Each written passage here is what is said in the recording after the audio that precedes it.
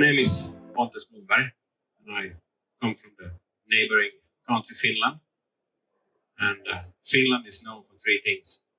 It's ice hockey, it's Santa Claus, and it's visualization.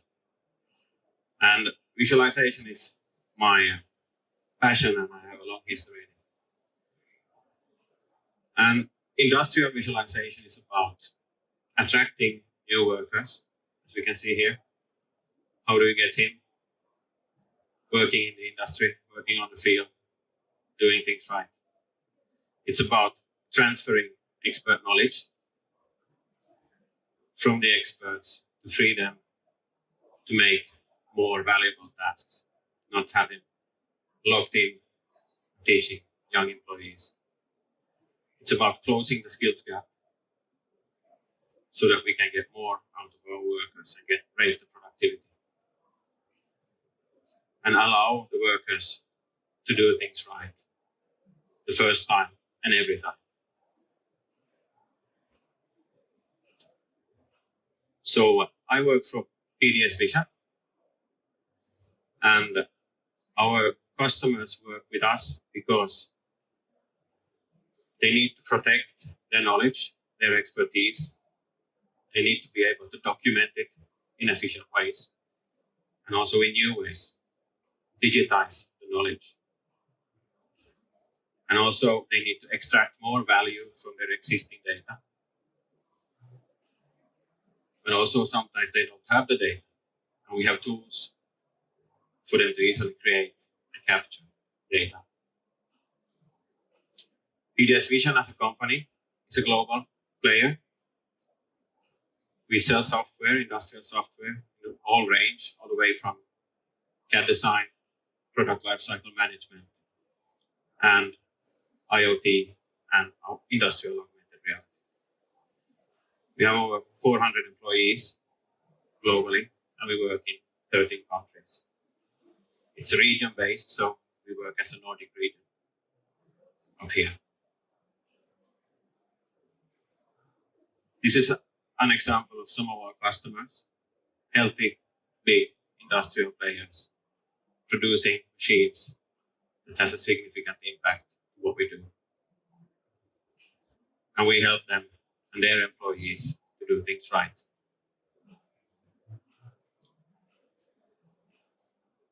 So if we think about industrial augmented reality, it's about what we do, how we do it, and where we do it. In this case, we have utilized a 3D model to guide the user, but it could also be in space, in the environment around the product. So we can point out and assist workers to go to the right position and allow focus to the right parts, the right places to do things right. This increases productivity, improves quality, and it allows for worker agility. So worker rotation. We can utilize the workers that are not experts in their fields, but we can transfer them to high demand areas because we have the knowledge to teach them through new types of digital tools and content. We can increase first-time fix rates by allowing them to do right things from the onset. We can lower travel costs. So what are the trends driving all of this? Why industrial augmented reality? It's because many of the workers today are liable for retirement. In fact, it's close to 60%. So there will be worker shortage. We also have a skills gap. We have a few experts, and we have many who come in who need training, education in what they do. So how do we transfer that knowledge from the experts to the other workers? Today we face a lot of inefficient training methods, classroom training. And in fact, it's proven that if you don't repeat what you learn, you forget 50% after 1 hour. And within 24 hours, you have gotten already 90%. So digital tools and digital work instructions is really relevant. We also see that customers start to demand up-to-date content and transparency of what is happening in the field. So how do we get that knowledge from the field to the customer? We also see negative perceptions about industrial work. How do we get the child in the first picture there to be motivated to go out, take the heavy tools and perform heavy work with traditional methods? These new tools, technologies can be attractive for new employees.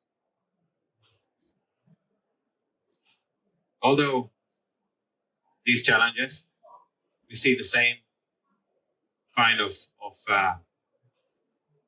goals from a management perspective. We need to increase revenue, spend less time on things, reduce cost, improve quality. How can we do this if we are trapped in irrelevant work tasks?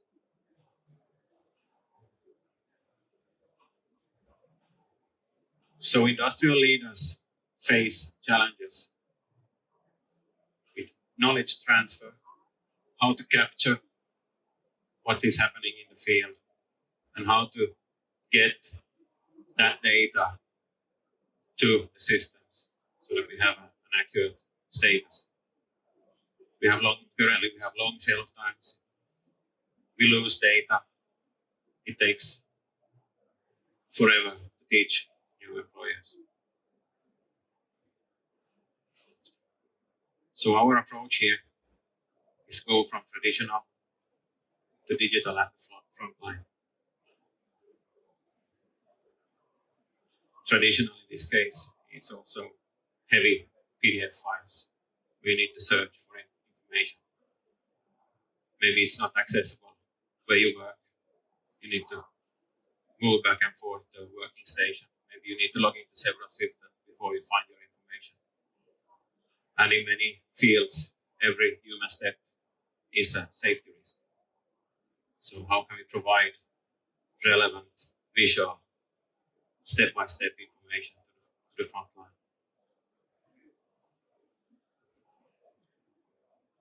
And shortly, this is the process.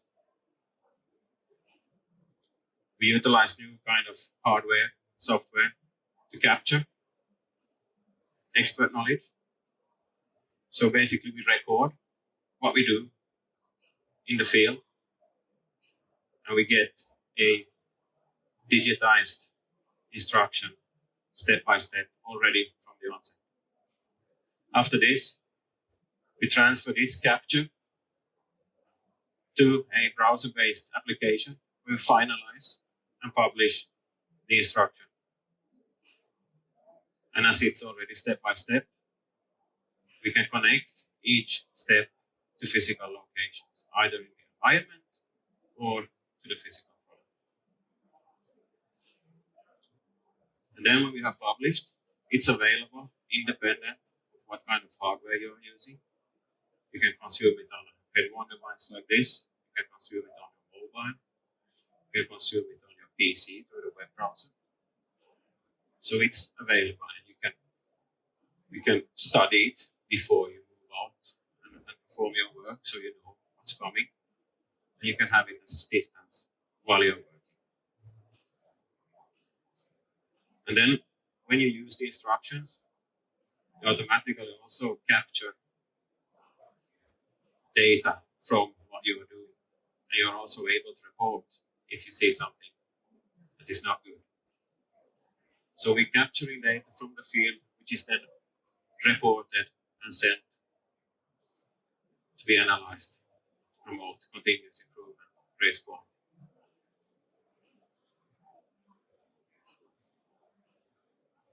So now I'm going to demonstrate this on the pump that you see in front of you here. And this is all existing in the cloud. So I'm going to download it live. And just as a start, this is the overview. These are the steps that I need to perform. These are the kind of reporting that I'm requested to perform. So now I just start session. And now it wants me to put in a serial ID. So I can scan a barcode or a QR code or manually type in any kind of ID just so that my work can be connected to a work order, product number, client number, or anything similar to that. So I'm going to just type in. So this is first step. Quite clear. Use safety glasses. Then I need to confirm, yes, I have understood. I need to use safety glasses. So I move on to the next step. Now it automatically loaded what is called a live guide. This is the 3D model of this pump. In fact, in this case, it's a 3D scan because it's not our. We don't produce pumps, so we don't own the data. So now when I point the camera towards the pump, it recognizes it and aligns the 3D model to the product, aligns X, Y, Z, and now it can start to guide me. So it's quite clear. That's the part I need to focus on. We see the text, and then down here is the content. It can be several types of content, videos, pictures, and these are all annotated also within the editor, within the tool, so you don't need any extra tools. Quite clear. I need to loosen the cap. Yeah, confirm. Next step. Oh, there's something I need to do. Remove the training cap. Yeah.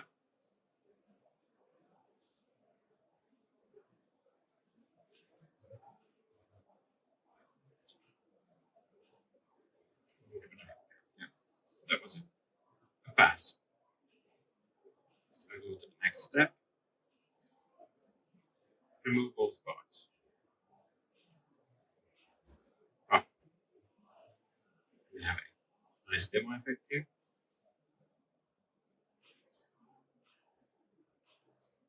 I'm going to restart from step 4.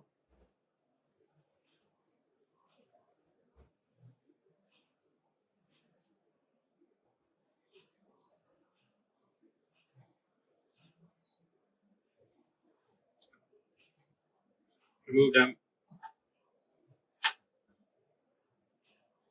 Confirm.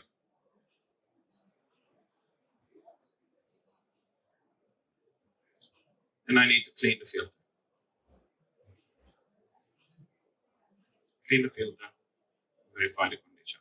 Continue. This is a fail because I don't have any water. No running water, and I can take a evidence picture. Done. So this is now part of my reporting. It's a fail, and I noted why it's a fail. And then next task is to check condition of the motor, but that's another instruction. So this is now my report. We see the note, see the fail, and this allows for analysis of 2 new elements. How did the performance go for the person? And why do we have a fail? Is it due to the disruption? Is it due to the product? Is it due to the environment? So it allows analysis in new ways. So I submit my work. That's it.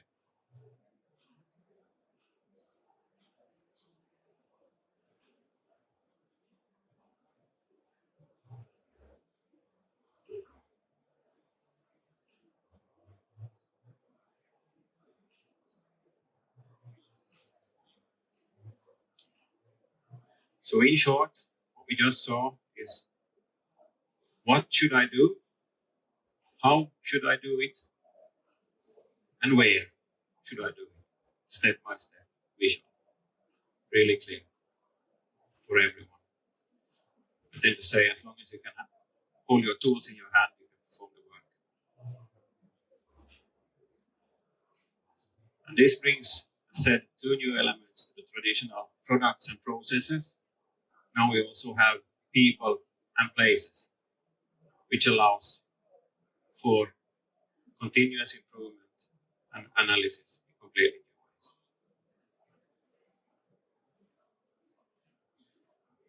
Then we have a few examples of value drivers. This is for service. First time fix rate, mean time to repair, how long does it take from shutdown until it's up and running again? Decrease the downtime of machines, reduce attrition, improve training, quality, and so on. So these are common high value drivers that we see around the world. These are for manufacturing. Many are alike, but here's reduce scrap and increase revenue. If we do things right, we get more value of what we produce. And if we then look at the use cases, we have a lot of different kinds of use cases where this can be utilized. And these percentages are value that we already see by customers using it. It's a high variation because it's a varying kind of customer base.